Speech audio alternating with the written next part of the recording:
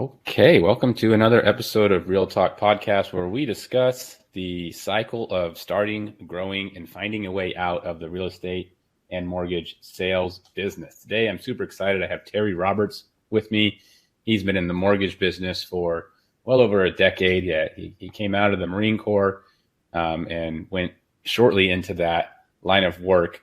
And again, really excited to hear what he has to say about his journey. So without further ado, Terry, if you could just go ahead and just introduce yourself a little bit, where you're working now, and let's get into I want to hear how you got started in mortgages. Yeah, thanks for having me, Trevor. I appreciate it. It's been a unique. Everybody has their own story, and they're all unique. I don't think mine is any more unique than anybody else's, but it's still kind of fun to share. So, I guess dating real quick back to before getting into the mortgage industry and the Marine Corps, I found myself as a homeless teenage father and working construction, and spent what money I did have at the local gentleman's club and on fake ID so I could have a good time. I realized that wasn't really a path that was going to be sustainable if I wanted to stay alive or out of jail. And so I joined the Marine Corps, changed my life like a lot of other Marines, I'm sure. I was in for about 10 years, and the last few years that I was in the Marine Corps, I was an instructor, so I got through a Master Training Specialist certification and learned how to write curriculum, and ended up landing a job with a local gun company here in my hometown in Columbia, Missouri, and led that company as a corporate training manager, and then was taught by the company's owner probably the most valuable pieces of what an MBA would teach somebody, but it was in a real life experience. And that made me marketable to what's one of the nation's largest VA lenders, also in my hometown. So they hired me on as an executive vice president of innovation. And essentially my primary duties were to help migrate the company's existing platform, which was like an in-house loan origination system, integrated with the CRM. So to transition from that to a platform that was scalable, because we saw a lot of growth coming. And luckily we were able to do it successfully with a minimal impact to customer satisfaction over, it was probably a 2-year transition. And as I learned how those systems work and looking at the loan process from an actual process perspective, I gained a lot of insight on the specific process piece, but I wanted to talk to veterans. And so I made that transition to actually doing loans. Can you hear me all right? Yeah, I can hear you.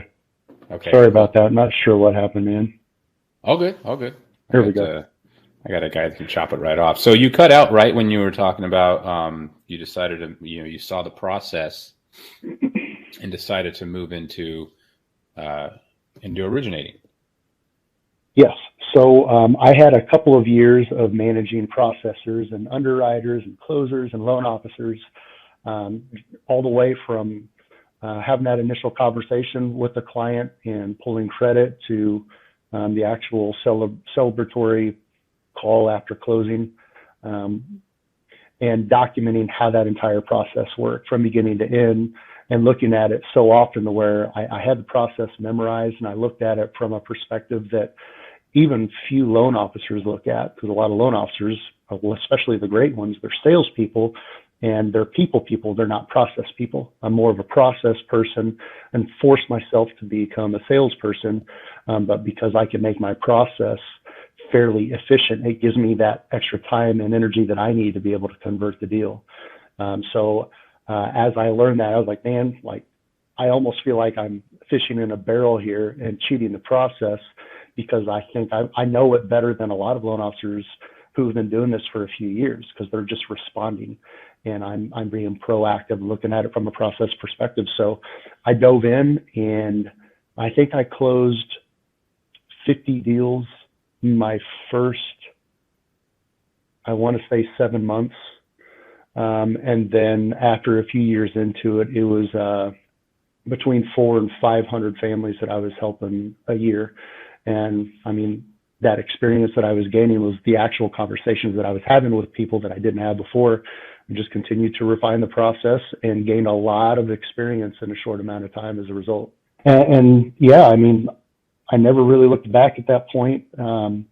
My biggest challenge was just trying to manage my life because I had so much business so fast, and getting into it like it was the sky was the limit, and the more people I helped was the more people I helped, but as a result, the more money I make, and it was almost like a drug to where I had so much business to where I couldn't give my clients the service that they deserved, and that's when I started to look at the whole process a little bit differently.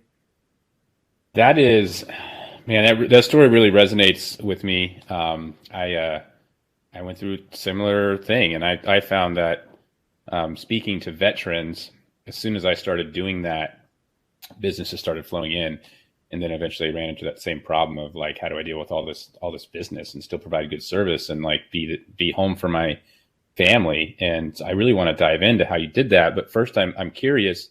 So you were at Veterans United and 70 deals in 7 months just getting started. I mean, that's incredible. Were they feeding you leads? Is that how you got so many deals in the door, or how did you get Yeah, so much business? yeah, it's I mean, you click a button and you have a lead, and it's up to you to convert it. And so you learn real quick on how to start off those conversations because you're talking to veterans from all over the place. And the goal was to relate to these veterans, which was natural for me to do because we come from a similar background, even though it might have been a different branch.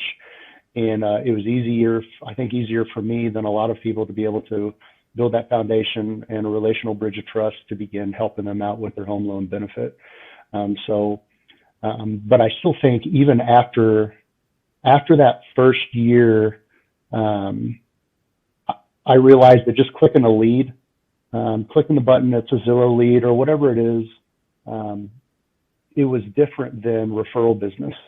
And once I figured out the differences between speaking with somebody that wanted my help before we ever had that conversation versus clicking a button and almost doing like a cold call, I enjoyed it more having those referrals. So I started to get creative on how I would generate my own business um, with consideration to what little experience I had at the time. How was I going to convince realtors to send me business when they didn't necessarily know that I didn't have experience, but I definitely did? And how was I going to establish that rapport and credibility with those realtors early on in the process, as well as trying to build an online presence so that I could generate my own business instead of just relying on realtors to get that. And as I thought and experimented and played around with getting my own referral business, I ended up generating enough referral business to get some of the attention uh, of the higher ups at the company, and ended up being the number one referring loan officer in the company, at least for 1 year, if not a couple of years. So that was super fun. But as I did that, um, the company that I was with, it's more of a lead based company. They appreciate referrals, but 90%, 95% of the business that's being done is from the leads that the company is pouring in so much time and money and resources into generating. So the vibe that I got was that the value of closing a deal from a lead is just as high as the value of closing a deal that I generated myself. I didn't necessarily agree with that because I felt like I was saving everybody time and money and building a stronger relationship by generating the business myself. So that was kind of what sparked my interest in getting into a side of the business to where I'm just solely relying on the business that I'm creating rather than clicking a button. Very nice. So when you I want to talk about too that transition because I know you ultimately left Veterans United and you're over at um, Bell Mortgage, I believe it is. Mhm. And but when you got busy, when you in that volume of business, I mean, 400 people served in a 1 year time frame. Um, how the heck did you deal with that? I mean, did your phone ever stop making noise? Like, how did you deal with it? No, it never stopped. It was exhausting. It was kind of, I mean, I guess the best comparison I can give is like it was like a drug. I mean, the benefit was being known as one of the top producers, helping a lot of people and making a lot of money in the process. Those are especially for I don't know somebody that's driven. I mean, those are like earthly affirmations that a lot of high producers, driven, motivated people feed off of. And I'm still that way. I'm a little more cognizant of it. Um, I mean, it was a process. That's how I managed it. The phone never stopped. It was, I mean, most of the higher producers, everybody's got their cell phone. So it was 24/7. So I would have almost 1,000 clients at any given point. 700 roughly would be pre-approved, actively shopping. You can imagine how that went through 2020 and 2021. And then I would have upwards of 100 to 115 in pipeline under contract, closing within the next day to 45 days, a few of those new construction, and then bringing in another 100 to 150 new pre-qualified clients every single month. Um, so, and we all know, all the higher producers know that, I mean, the key to conversion is establishing a rapport, but you've got to follow up. It doesn't really matter how strong that rapport is if you're not following up with all your clients. So I had to figure out how was I going to have a systematic process for me and my assistants to keep that open line of communication open and initiated with all of our clients, all 1,000 of them, at a periodic, I guess, touch point throughout the process based on what stage of the process that they were in. I mean, short answer is it was a process that we exercised, and we were all, me and my assistants were probably all at 95 to 98% capacity. Some weeks it'd feel like it was over 100, but overall average is probably 95 to 98% capacity. That's not sustainable. It's just not, especially, when you're in the loan business and it's high stakes. It's stressful for everybody involved because almost every deal is going to go sideways. It's just how soon can you identify that's about to happen, and then how do you respond to it to try and keep the stress levels low for the agents and especially your clients. Man, yeah, I hear you. I hear you. So it sounds like you got, you had personnel on staff to help. So that was great. Did Veterans United provide you with that staff, or was that something you had to self fund? Yeah, I self-funded. It was just, I had 3 assistants that I paid out of my commission. It was 100% commission. And I wanted to pay my team so much to where, number one, they felt appreciated. They definitely deserved it. I didn't deserve what I was getting paid. I didn't think, considering how much it was. So I wanted to be one of the highest, if not the highest, compensating loan officer. So number one, they deserved it just as much as I did. Number two, if they hesitated or thought about becoming a loan officer themselves, they were going to make more money with me than going and being a loan officer themselves. And then the third thing was the more challenging part. That was like trying to keep everybody super positive with respect to the volume that we were doing, because you could do 5 deals a month. We were doing 30 to 40 deals a month. You're still going to have similar issues. So we all agreed that if we could do the maximum amount of volume in 40 to 45 hours a week, that's what we were going to do, because that was time that we were spending away from our families. So why not help as many people and make as much money as we could within that time period? And so that's what we did. That's awesome that you controlled the time like that. That's something that definitely got away from me during, especially during that 20 and 21 time frame. So that's impressive, man, and really, nice to hear that you're treating essentially your employees that way. Now, let's face it, that was a really great time to be a loan officer, and a lot of money was made, especially by people that were already in the business.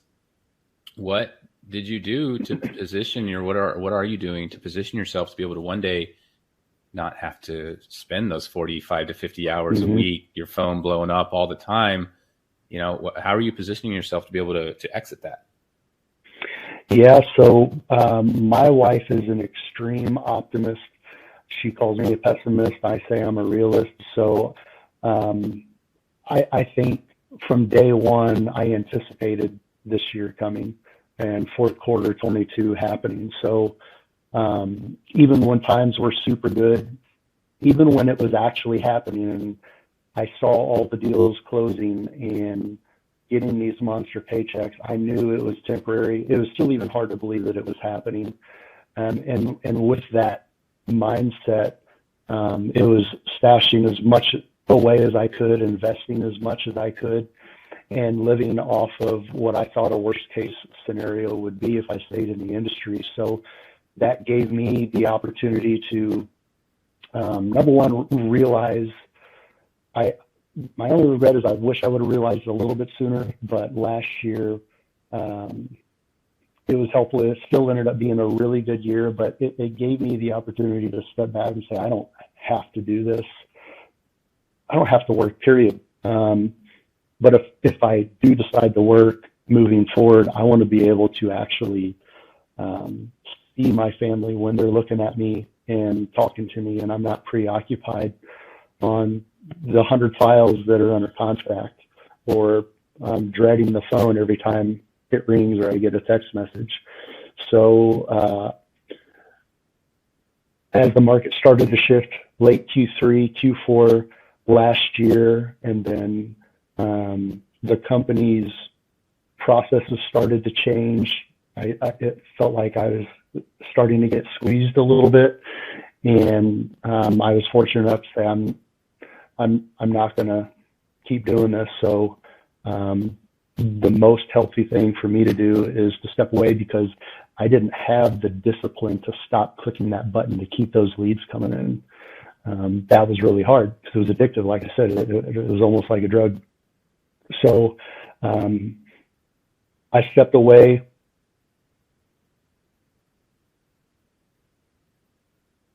From my family, I've heard a lot of comedians and actors say that they wanted to step away just to focus on what's important. And that was the first time in my life that I really felt like I needed that.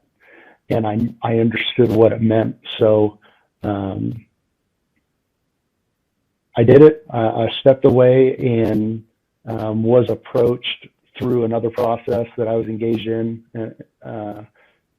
and learned more about Bell Bank, and it checked all the boxes. Super laid back. The people are great. It's the fifth largest bank in the nation that's privately owned. We don't need a bailout. We don't have any debt. We're $13 billion in assets, and I can close one deal a month. I could close 100 deals a month.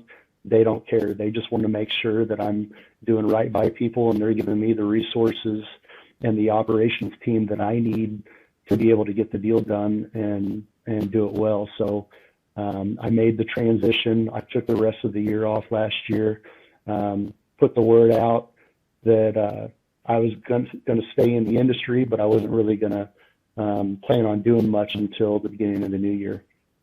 So I did that, and it's been pretty much what I expected. I couldn't have picked a better time to make that transition, I don't think, just because everybody in the industry, like, they're feeling it. I see it. I'm not feeling it. I'm feeling a lot of love from a lot of the realtors that I've worked with over the years, and it's not as much business as I was doing. I don't ever want that volume again. I want to be able to maximize my conversion now, and I want to give my clients the service that they deserve. So if it means a fraction of what I was doing, I'm going to feel a lot better about it now, because it's not about the money anymore. It's really about helping people not just get a home loan, but really get to know them, hopefully build a relationship with them. And if a relationship isn't there, that's totally cool, because I still have the time to help them figure out how to leverage purchasing real estate in a way that can really give them the opportunity to build some generational wealth. And so that's what I'm doing now. I love it. Feels like I'm almost working part-time. Man, that is awesome. That's like a fairy tale mortgage originator story, dude. That's so cool. No, it's so cool what you're doing now, man. That's a little bit inspiring, man. I got to talk to you a little bit later too about your company, because I'm really curious. Um, Now I hear that you have a book, or you have a book coming out. So what's that about? I am working on a book. It's been a couple years in the making, and it's really tough, because the answer to the question that is the premise of this book, I still don't really have. And I'm hoping that I originally thought that writing the book, the whole point of the book was to help veterans transition out of the military. And the more time and thought that I've put into it, the more conversations that I've had about it, the more I realized this premise applies to everybody. I just can't think of one single type of person, role that person's in, that this book wouldn't actually help. But it really centers around identity, and you can ask anybody, like when you ask them, what's your identity or who are you? And most of them are going to say their name, or what they do, but they're not really thinking hard about who they are as a person, like the eternal or the spiritual side. They think about what they're doing right now or what they have done. And the danger that comes with that is not realizing that there's a difference between your role and your identity. And especially service members, I think especially Marines, like, you see your role as a Marine, you see your identity as a Marine. And if you fail at either, really bad things are going to happen. The catastrophic things that happen, you die. It's about identity, the difference between role and identity. And when anybody confuses their role and their identity as one and the same, say your identity and your role one and the same as a Marine, and you fail, and however you define that, because you see your role and your identity as one and the same, if you fail in your role, it's almost like you fail as a person. You become a failure. So you respond in an extremely negative way because you feel like a failure. In reality, I believe that the difference is your identity is who you are at the heart and soul, and it's consistent no matter how you fluctuate in your role. So if you fail in your role, your identity is still stable. And if you fail at a role, it doesn't mean that you're a failure. It just means that you failed at that role, whether it's a Marine, a parent, a husband, a wife, an athlete, D1 athlete, whatever it is, so that you can navigate through life. And when you fail at a role, you look at that as an opportunity, and you don't allow that failure as the role to put you in a downward spiral. Same deal with if you are extremely successful in a role, you don't allow that to perceive yourself as better than others, and isolate yourself that way either. So anyways, that's something I've been working on. It's been a while in the making. I've never wrote a book before, and it's a process, and I'm looking forward to getting it out there, and hopefully it'll help a lot of people. Man, I'm looking forward to seeing it. So, I mean, we kind of just I heard the whole story for your book. I got it all. And so, really all I had left is like, so if people want to get a hold of you, to work with you in any capacity, what's the best way for them to do that? Yeah, so I do home loans, I do VA loans. I'm really good at that. But one thing I failed to mention earlier was the reason I got into the company that specialized in VA loans was just the opportunity to help a lot of veterans. I've used a lot of VA benefits over the years. I've been out for almost 17 years now. I've used the post 9/11 GI Bill. I've used the traditional GI Bill. I've used the tuition assistance program when I was still active duty, figured out how to leverage the Pell Grant. I've been back and forth with the VA on claims for VA service-connected disability. I've even used a program called the VA Apprenticeship Program, which so a lot of veterans, when they get out, a lot of veterans don't realize they can use a GI Bill when they're still active duty. I wouldn't necessarily recommend doing that. I'd wait until you get out, leverage the tuition assistance while you're still active duty. Even though I think it's 75%, but it's still better than nothing.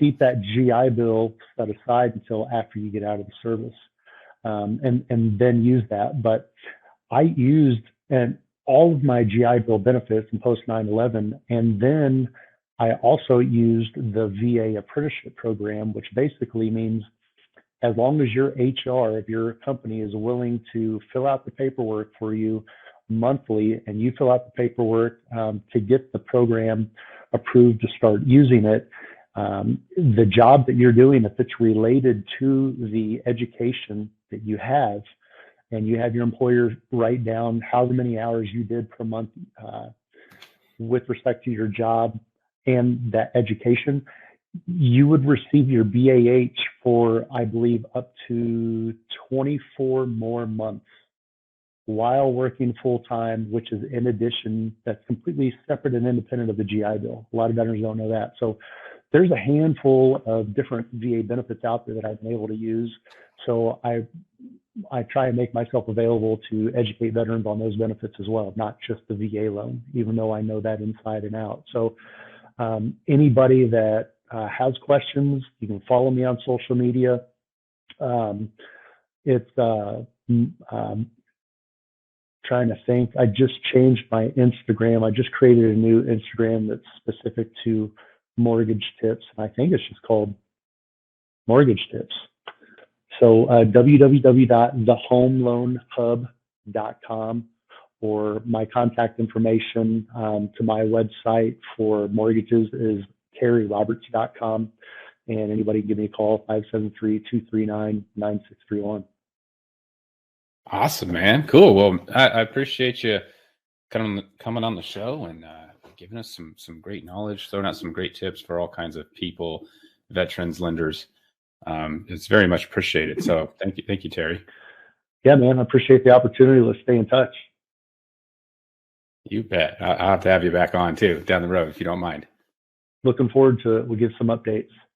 Cool.